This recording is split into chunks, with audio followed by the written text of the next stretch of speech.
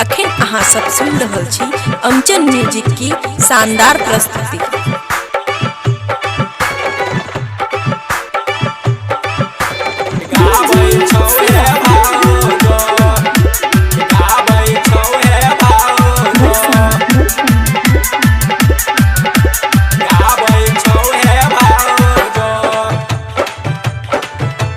खुशी recording studio बलुआहा। आगर बजोरिया से DJ मंगैलो है भाऊजो। आगर बजोरिया से डीजे मंगैलो है भाऊजो।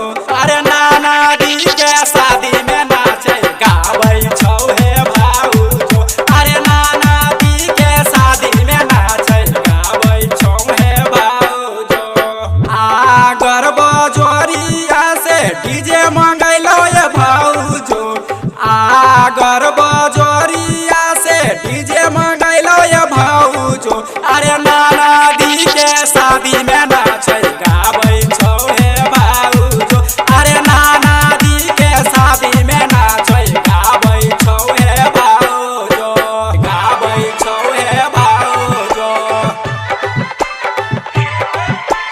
गाबै छौ हे भाऊजो।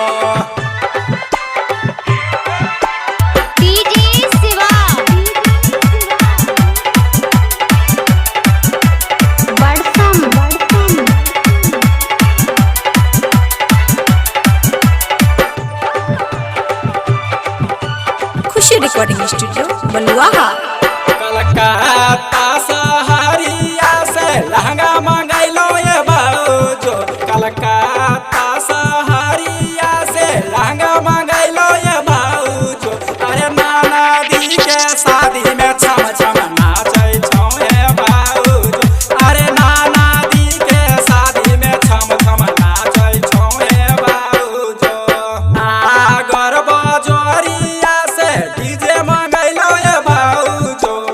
आगर बजोरिया से डीजे मंगैलो ये भाऊजो। अरे नाना दी के शादी में छम छम नाचै छौ हे भाऊजो। अरे नाना दी के शादी में छम छम नाचै छौ हे भाऊजो। गाबै छौ हे भाऊजो। गाबै छौ हे भाऊजो।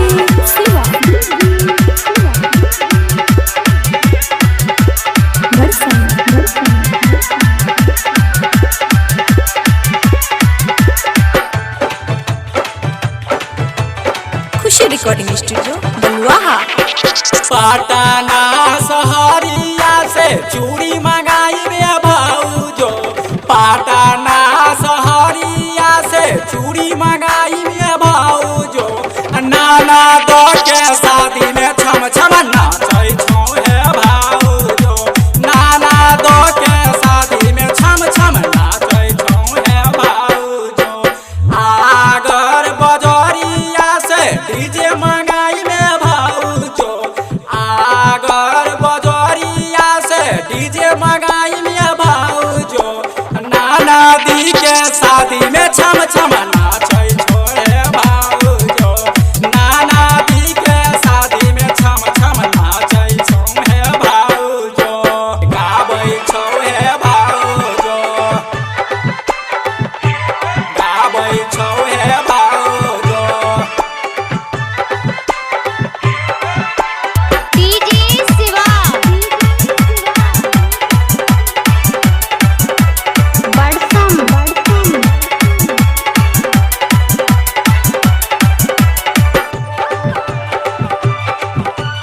खुशी रिकॉर्डिंग स्टूडियो बलुआहा। ऐसा के कसोइया गाना गाबै छै हे भाऊजो। ऐसा के कसोइया गाना गाबै छै हे भाऊजो। राजेश अरुण सबके बताबै छै हे भाऊजो। राजेश अरुण सबके बताबै छै हे भाऊजो।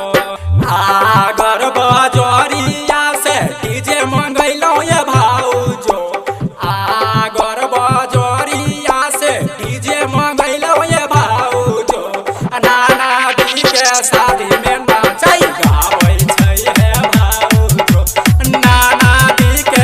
काशी में नाचै गाबै छौ हे भाऊजो।